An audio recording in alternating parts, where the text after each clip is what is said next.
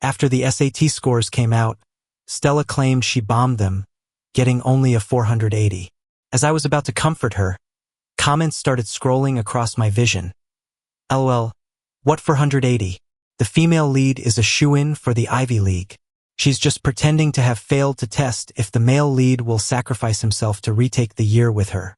Only if the male lead passes this final test will the female lead believe he truly loves her. In the future, she'll become the richest person in the country and spoil him rotten. I thought it was all absurd and was about to tell her about it as a joke. But then Stella spoke, her eyes red. Leo, don't submit your college applications. Take a gap year with me to study. Okay? The words caught in my throat.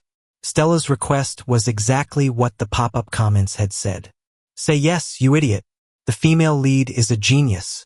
If you don't lock her down now, you'll regret it for the rest of your life. Exactly. She worked so hard pretending to be a slacker this past year just to find someone who would unconditionally sacrifice for her and love her for who she is.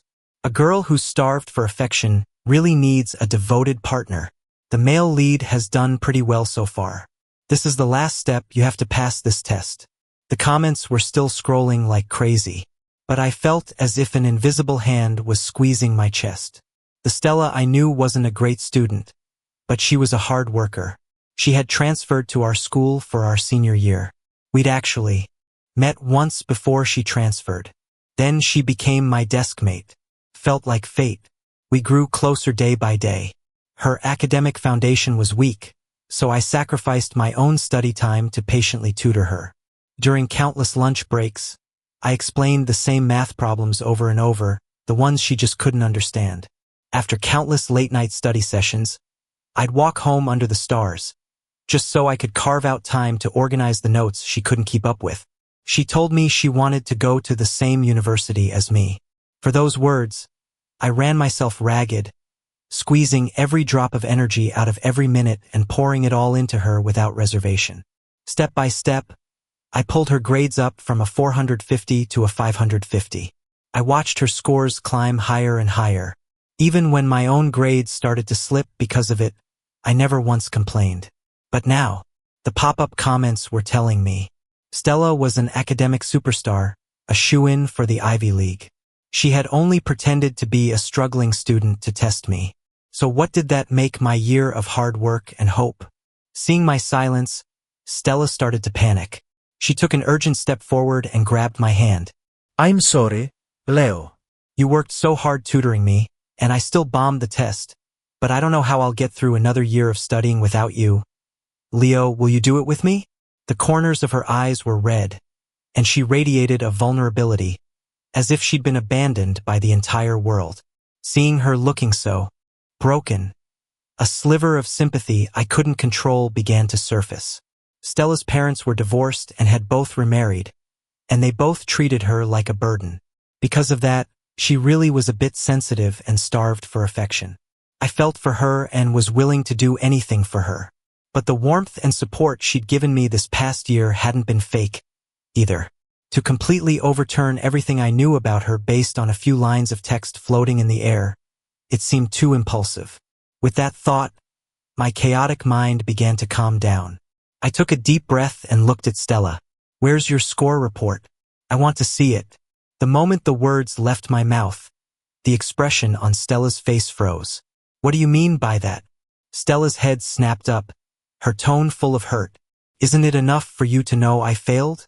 You have to see the humiliating number with your own eyes and twist the knife in my heart? The comments jumped in to criticize me, too. Why does the male lead need to see her scores?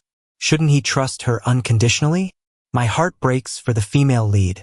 Her parents divorced when she was young, so she has no sense of security. She just wants to find one person she can count on, and he has to doubt her. I forced myself to ignore the glaring text. I stubbornly met Stella's gaze. If you've decided to retake the year, we need to analyze your scores in each subject to create a new study plan. My eyes were locked on her, not missing the slightest change in her expression. What's wrong? Is there some reason you can't show me your scores? Stella's face darkened, her chest rising and falling slightly. Suddenly, she whipped out her phone and jabbed her finger at the screen a few times. Fuming, she shoved the phone in my face. Look, get a good look. Are you satisfied now? On the screen was a screenshot of the official score report. Total score, 480. In that instant, the suffocating tightness in my chest bizarrely loosened. The score was definitely too low compared to her performance during the final push. But at least it proved the comments weren't true. My efforts hadn't been for a complete and utter fraud. I looked up, about to speak. But Stella snatched her phone back, her voice cold and hard. I know. My bad scores are an embarrassment to you. If you don't want to retake the year with me, then don't force yourself. She threw the words at me, and as if she couldn't bear the humiliation a second longer, she yanked the door open and left. Stella. I was about to chase after her to explain when more comments appeared. Haha. The female lead is so smart, photoshopping a screenshot ahead of time. In reality, she's a shielded student. Her scores are so high they aren't even released to the public. She's not running off because she's sad. She's got places to be. Her genius friends from the Ivy League summer program are throwing her a celebration party. TSK. Poor male lead is still blaming himself, serves him right for blaming himself. Why didn't he just immediately agree to retake the year with her? A celebration? An Ivy League summer program? A chill shot up from the soles of my feet to the top of my head. Following the directions from the comments, I quietly followed her. Stella went into a private room at a karaoke bar. A few moments later, I could hear voices from inside. So, Stella, my brilliant friend, did your little tutor agree to retake the year with you? The guy who spoke was laughing, his arm draped over Stella's shoulder. The others called him Johnny, and he seemed to know Stella well. Stella just smiled coolly. It wasn't the obedient or fragile look she gave me, but an arrogant expression dripping with superiority. What's the rush? She leaned back, settling comfortably into the sofa. He's poured so much time and energy into me, even letting his own future slide to help me up. How could he bear to leave me to study all alone? Just give him a little time. He'll come around. Johnny let out a low chuckle. Hilarious. You really know how to play people. The thought of him working so hard to tutor you, thinking he's some kind of savior for a struggling student, just cracks me up. He has no idea that those hard problems he was racking his brain to explain are less than a warm-up for you, right? A wave of knowing laughter filled the room. Stella seemed to be enjoying the atmosphere, her tone dripping with condescending magnanimity. How else am I supposed to test his sincerity? He's not like you guys. He's not that smart. If he wants to stand shoulder to shoulder with me, he's got to pass a few more tests. A chorus of agreement followed.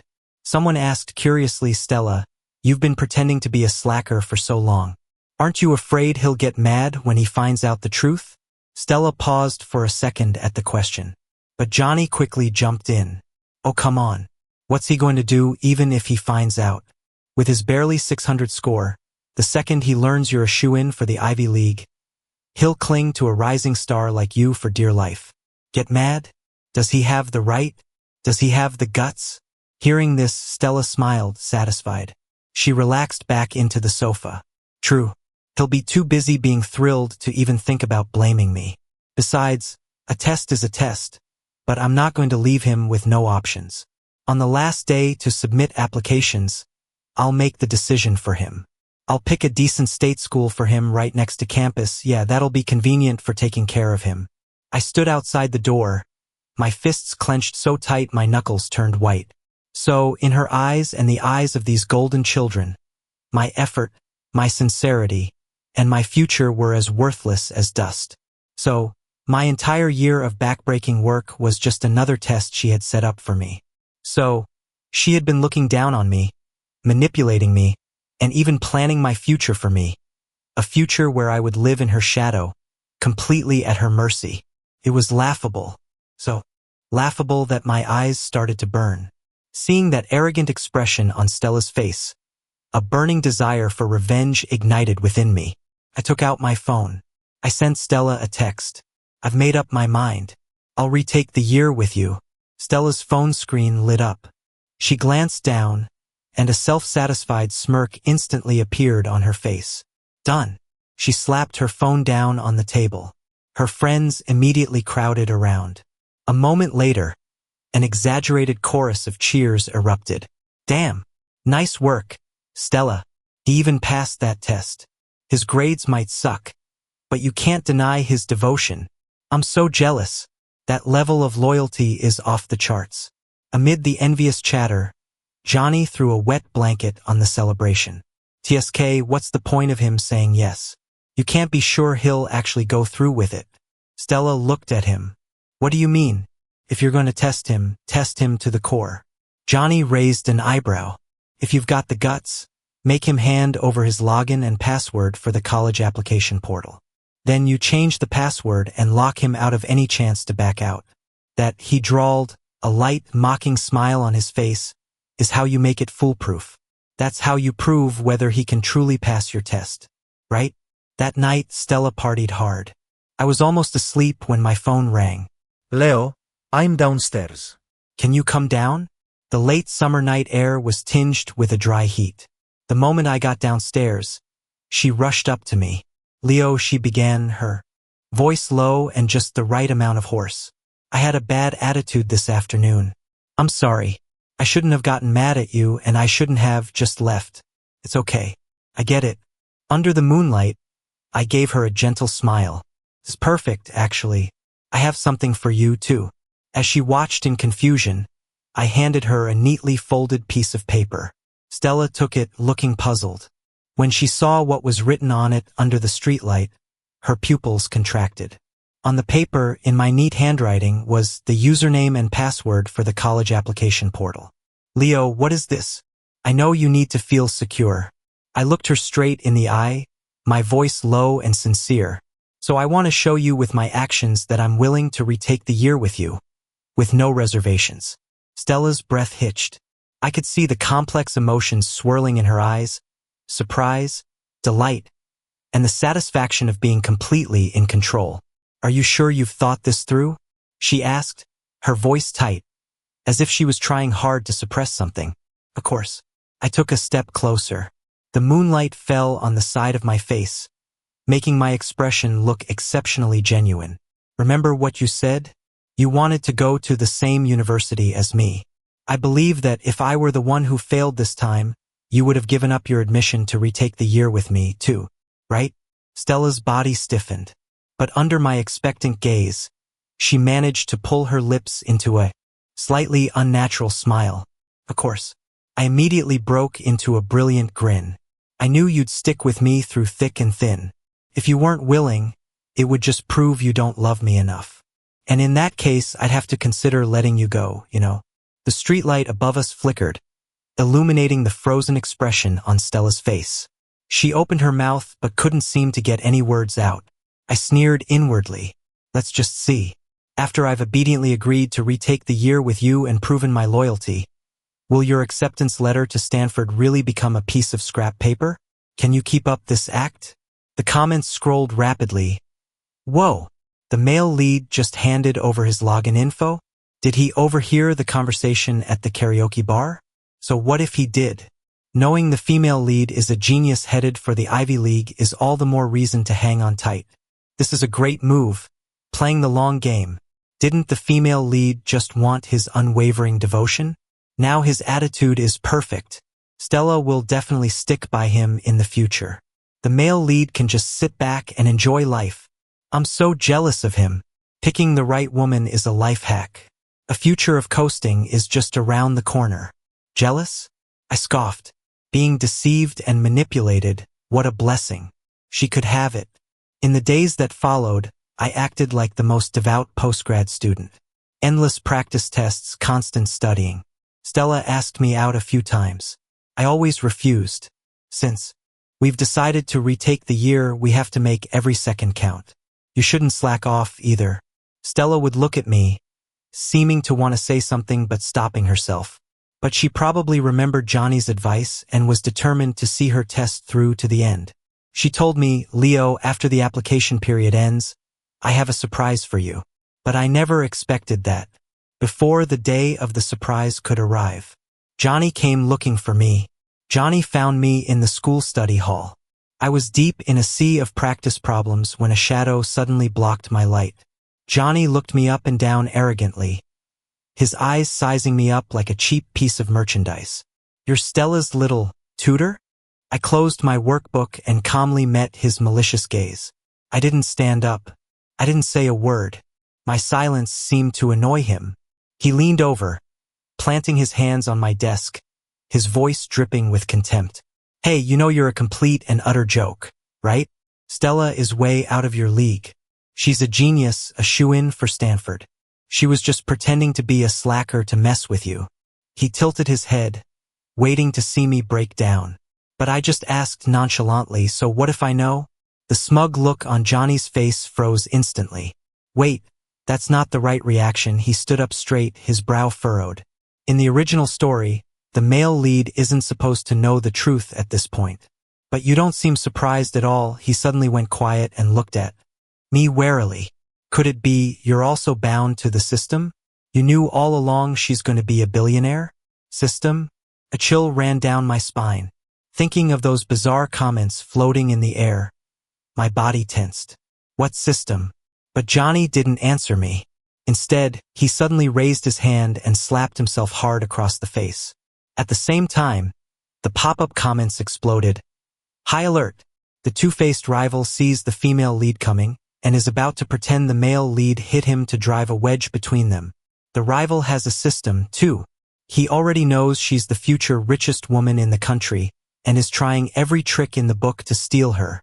Hang in there, male lead. No matter how much she sides with the rival, you have to pass this test and believe that she loves you." Just then, Johnny stumbled back a few steps. He clutched his face, his eyes quickly welling up with tears. Stella rushed over, caught him, and spun around to glare at me. "Are you crazy? Why did you hit him?" I didn't explain. I just slowly stood up. I raised my hand and, smack, landed a solid slap across Stella's face. "Forget him. I'll hit you, too." The air froze. Both of them stared at me, stunned.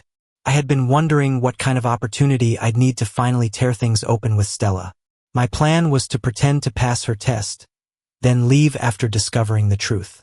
I wanted her to feel regret and self-loathing, to suffer the pain of losing true love.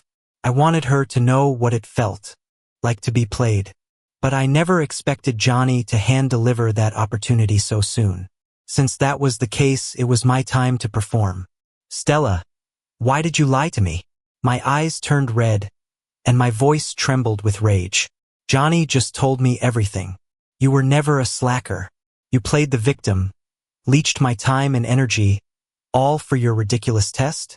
My voice rose uncontrollably, unleashing all the resentment I'd buried for days. "What do you take me for? A toy for your amusement? A tool to prove your own charm? Who the hell do you think you are?" The shock in Stella's eyes was quickly replaced by panic. She instinctively tried to grab me, but I recoiled in disgust. "Leo, let me explain," she said urgently. "I did lie to you, but it's only because I'm so insecure. I was afraid of losing you, and I wasn't going to really make you suffer through a gap year. I already filled out your application for the closest state school to Stanford. See, we can still be together in the future. A state school?" I laughed, overcome with anger. "I got a score of nearly 600, and you signed me up for a second-tier state school? Is there a problem with that?" she said, sounding completely justified. "I can give you the best life in the future. You just need to stay by my side and support me. Why bother chasing empty titles and struggling so much?" I looked at her as if she were a complete stranger. A bone-deep chill instantly froze all my anger, leaving only an endless, icy emptiness and a dead heart. "Stella." The last trace of warmth vanished from my eyes, and my voice became unnaturally calm. "Didn't you say you wanted to go to the same university as me, which is why you asked me to retake the year with you?" I lifted my chin, a cold smirk playing on my lips. "Fine. I've already agreed to do it just to be with you. So what about you? Do you dare to give up your admission to Stanford and do this with me?" Stella looked like a cat whose tail had been stepped on. "How can you compare the two? Your regular state school acceptance, you can just throw that away. This is Stanford. A top-tier university. It concerns my entire future. Besides, enough. I couldn't listen to her tired excuses anymore. Since you're not willing, then it's a shame, Stella. You failed my test. I took a step back, putting distance between us. Go on and be superior with your genius friends. Leo, am done playing. With that, I turned and walked away without a hint of hesitation. Leo! Stella shouted as if waking from a dream, instinctively starting to chase me. However, a hand grabbed her arm. It was Johnny. Stella, don't chase him. If he really loved you, would he let go over a small thing like this? A love that can't withstand a single test isn't worth having. Seeing Stella still hesitating, he leaned in and whispered in her ear. Besides, he made this whole scene and never asked for a new password for the application portal. Don't you get it? It means he already accepted your arrangement. He's just posturing now, waiting for you to come back and placate him with an even bigger show of sincerity. Those words were like a magic spell, rooting Stella to the spot. The panic on her face gradually faded, replaced again by arrogance and certainty. You're right. He passed even my ultimate test. He'll be back sooner or later. 2 days later, the college application system closed for good. From beginning to end, I never asked Stella for my login information back. It wasn't because I had resigned myself to my fate. It was because, in those scrolling comments, I had caught a crucial piece of information. The female lead is a genius, no doubt. Even though the male lead only went to a state school with her tutoring, he was able to get into Stanford for his master's. Thanks to the female lead's guidance, even at a place like Stanford filled with brilliant minds, the male lead always excelled and never dropped out of the top 3 in his class. The comments were all praising Stella, but I was full of doubt. Stella tutoring me? If she had that kind of dedication, she wouldn't have sacrificed my future for her so-called test. What's more, the comments also said that Stella was busy starting her own company from the beginning of college. Spread thin. How would she have the time and energy to meticulously tutor me for grad school? It was a complete contradiction. The only logical explanation was that those excellent grades were never from Stella's tutoring. They were the result of my own ability. This realization struck me like a bolt of lightning. Over the past year, how many lunch breaks had I sacrificed to tutor Stella? How many late nights had I stayed up? If I hadn't spent so much time and energy on her, I could have gotten a much higher score and gone to a better university. The comments made me realize that maybe, just maybe, I had the ability to get into Stanford all along. I was just being held back by Stella, so I couldn't care less what college she had signed me up for. My decision was already firm. I was going to retake the year, this time wholeheartedly and only for myself. Stella obviously misunderstood my silence. After checking the system and seeing that I hadn't changed the application, she grew even more smug. She even sent me a screenshot confirming the submission, along with a voice message. It's all settled. With your score, you'll definitely get into your first choice. Don't worry, once we're in college, we can still see each other every day. I didn't reply.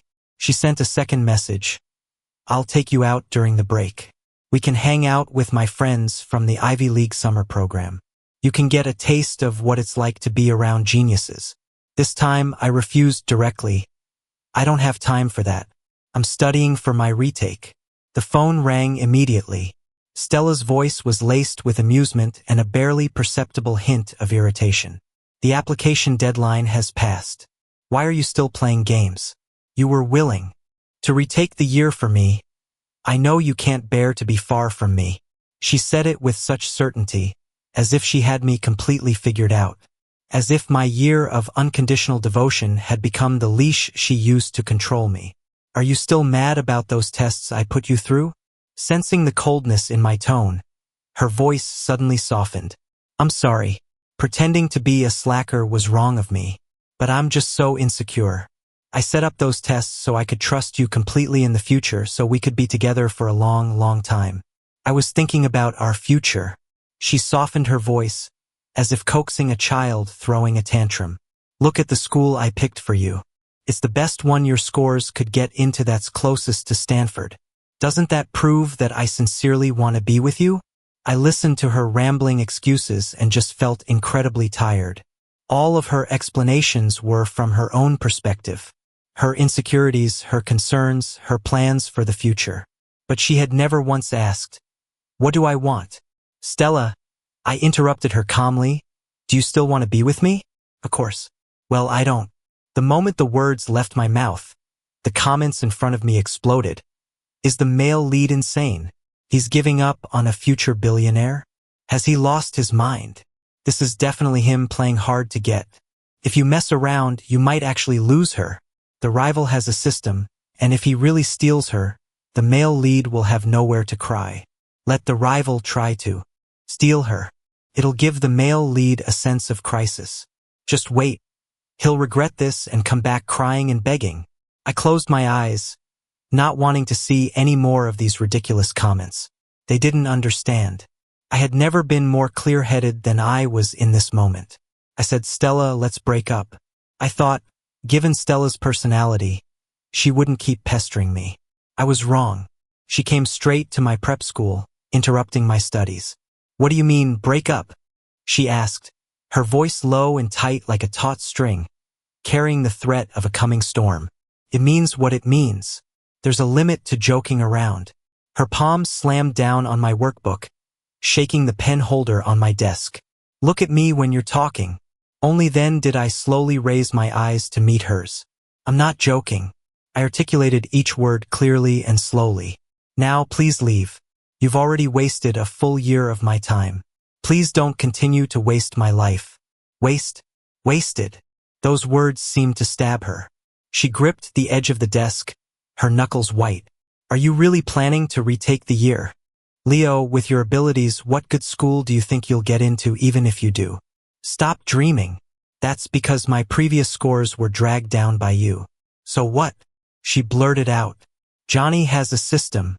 He already predicted that I'm the future richest person in the country. You don't need to work so hard.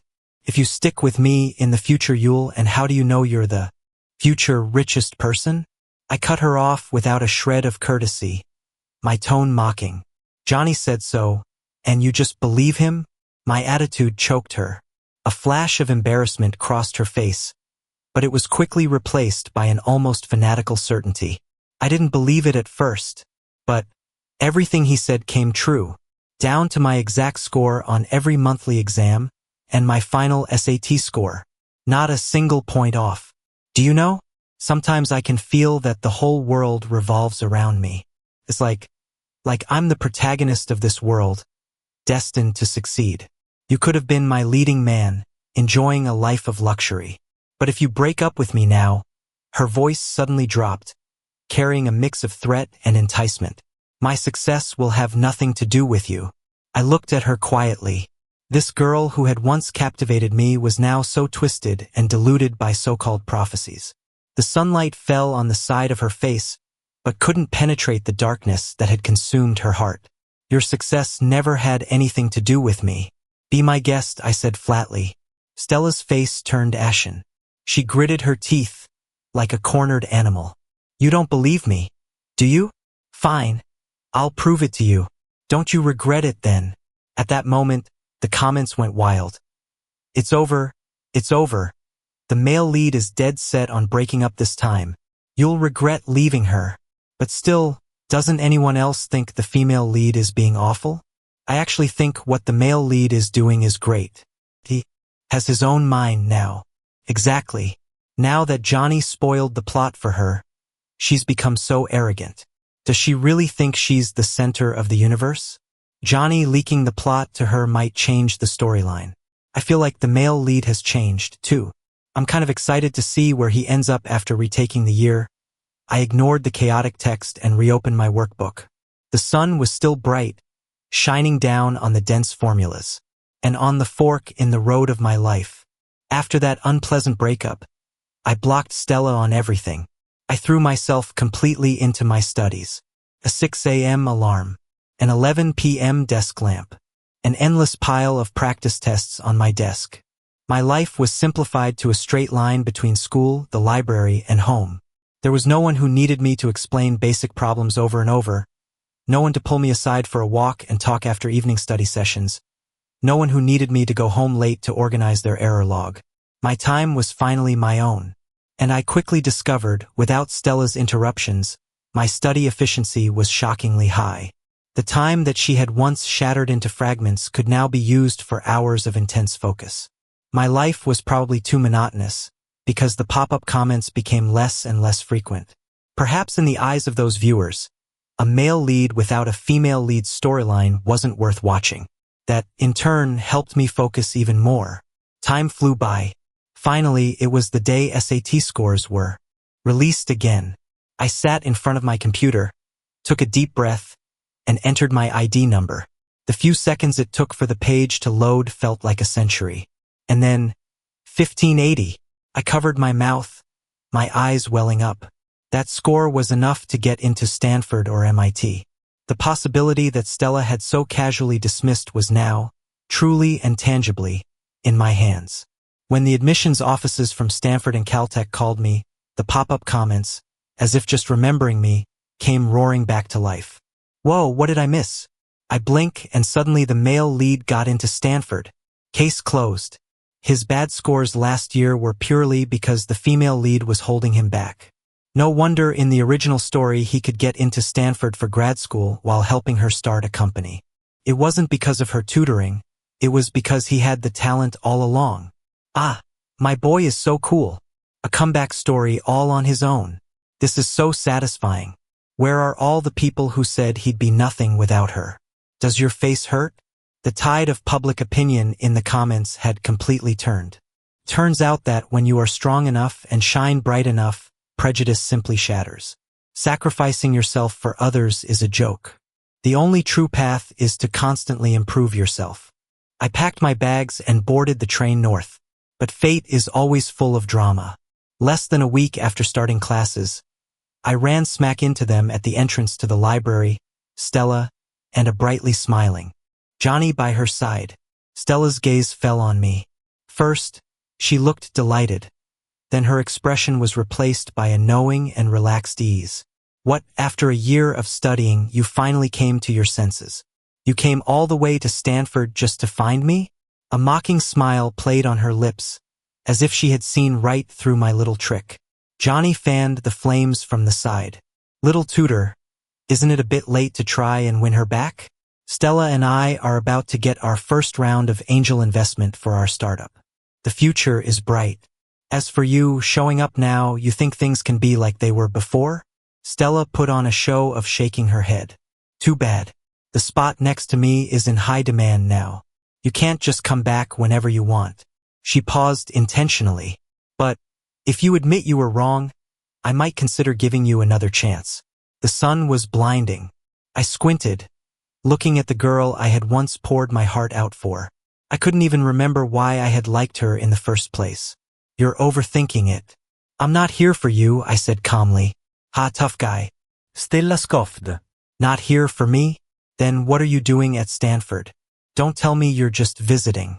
Or could it be? The amusement in her eyes deepened. You actually did obediently apply to that state school I picked for you last year? You're here now just to stage a chance encounter and give me an excuse to take you back? Leo, you had a whole year and this is the best little scheme you could come up with? Johnny let out a cooperative chuckle. I said, I'm not interested in you, I repeated. I'm here because I got into Stanford this year, too. The air froze for a second. Then, both Stella and Johnny burst out laughing. You? Get into Stanford? Stella gave me an indulgent, exasperated look. You little fool. Don't I know you? You couldn't even tell I was faking it as a slacker. With your intelligence, Leo. A clear voice interrupted her. My roommate jogged over. You left your student ID in the dorm. I was worried you wouldn't be able to get into the library, so I brought it to you. I took it. Thanks. Stella's laughter died in her throat. She snatched the ID from my hand, her fingers turning white from how hard she was gripping it. Johnny leaned in, and the two of them stared at the small card as if trying to expose a lie. But printed on it, clear as day, was Leo Kent, Stanford University, School of Artificial Intelligence. Stella's breath hitched. When she looked up at me, The condescending mockery in her eyes was gone. In its place was a complex, almost unfamiliar gaze. It was as if she were seeing me for the very first time. That look was a mixture of shock, bewilderment, and a trace of wistful regret. Johnny keenly sensed the change in her and started to panic. He stepped between Stella and me.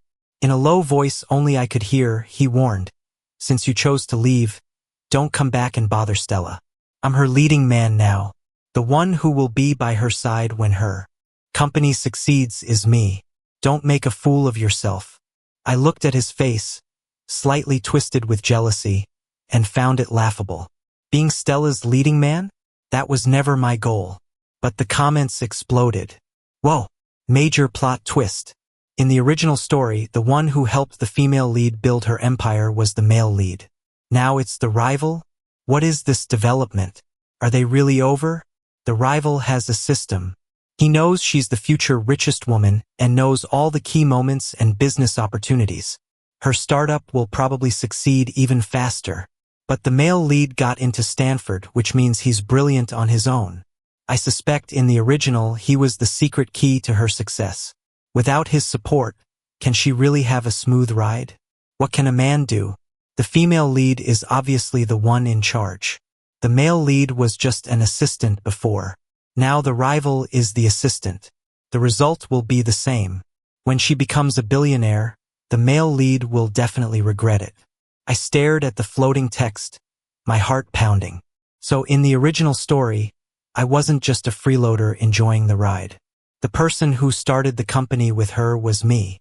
If that was the case, why did everyone just assume the success was hers and not mine? A thought struck me like lightning. Was it possible that it was never Stella who made me successful? It was me who made Stella successful? After that encounter at the library, the information from the comments wouldn't leave my mind. I started pursuing a dual degree in economics and management. I absorbed knowledge like a sponge. Without Stella holding me back, it was like a new channel of learning had opened up in my brain. Even at Stanford, surrounded by geniuses, my grades never fell behind. Through the pop-up comments, I learned that in the original story, Stella's startup partners were all Stanford students. Prompted by Johnny's system, Stella had started her company 2 years earlier than in the original story. She had even sought out the same partners. But before I heard any news of her success, I learned from the comments that their team had fallen apart. It's all the rival's fault. He spoiled the whole plot for the female lead. She's completely convinced she's going to be a billionaire and thinks her partners are just lucky to be on her team. So she tests them constantly. It's insane. The other night, she faked being sick. One of the core team members was in the middle of a breakthrough on a key algorithm and couldn't immediately drop everything to take her to the hospital. So she decided he wasn't loyal enough and might betray her in the future, and she just kicked him out. And then there was the time she intentionally leaked fake business secrets to test them. In the original story, the male lead was the one who mediated everything, soothed egos, and handled the real problems, holding the team together. Stella was the face of the company, but the male lead was the real glue and its soul. Now the rival just blindly praises her and suppresses any dissent. Of course, the team fell apart. The comments were still going off. Couldn't wait. I asked a friend for the contact info of the partner Stella had driven away. These uncut gems, cast aside by Stella's tests, were exactly the foundation I needed. A month and a half later, I had assembled my new team. We astutely identified a gap in the AI mobile app market and threw ourselves into development. A year later, Stella and Johnny's startup had made minimal progress. They went through team members one after another, as almost no one could last long under Stella's arrogant tests. Meanwhile, my team, made up of the partner Stella had rejected, successfully launched a blockbuster AI mobile app. Through aggressive growth hacking and a deceptively simple short-form video marketing strategy, we achieved incredible results. The tone of the comments shifted from blindly supporting the female lead to more and more viewers speaking up for me. Damn, I was so wrong before. I thought the female lead was the golden goose and the male lead was just coasting. Turns out the real boss was him. Yeah, in the original story, her viral app took off because of the male lead's video marketing strategy. Without him, her team can't even make a ripple. Then why did only the female lead get all the glory in the original? Just because she's a woman? That's so unfair. She has the nerve to test other people?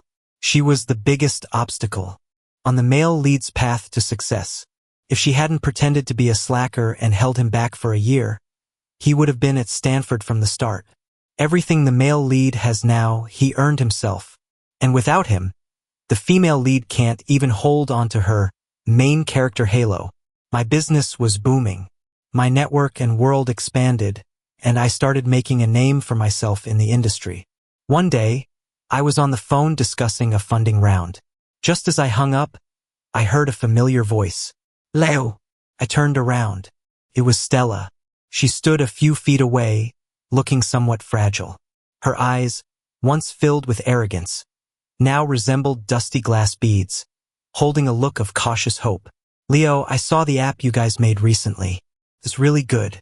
She twitched her lips, trying to force a relaxed smile, but it only came out as a bitter curve.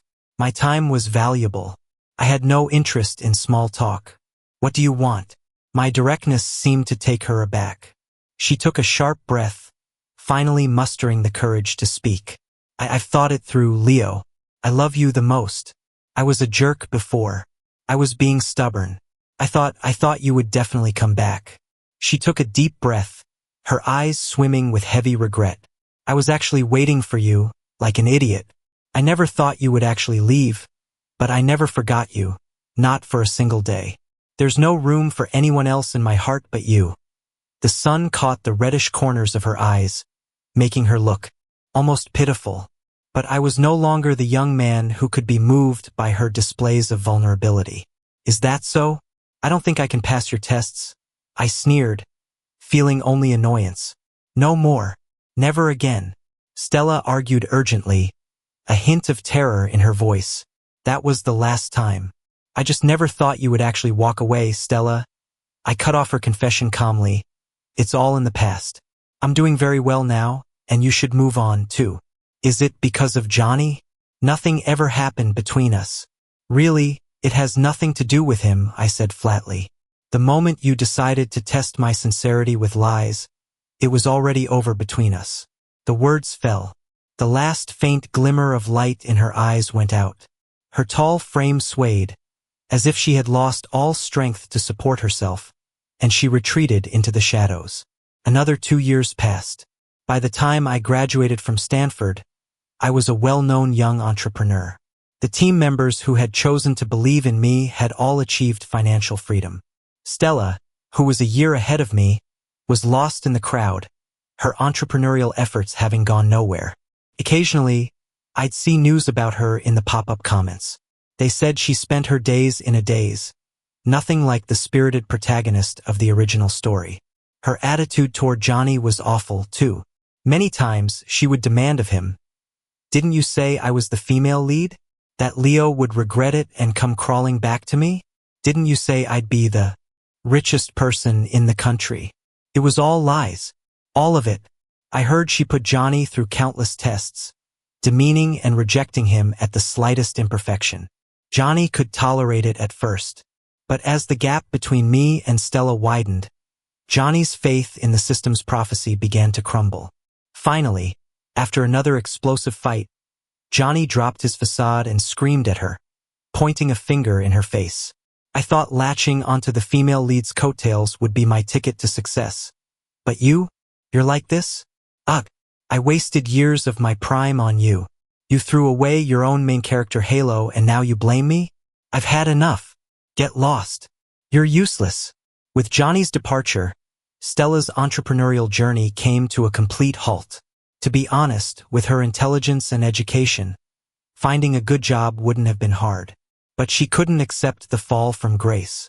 Occasionally, I would be at some event and spot Stella in a corner, watching me from a distance for a long time. But I no longer cared. My sights are set on the stars, and she was just a speck of dust left behind on the side of the road.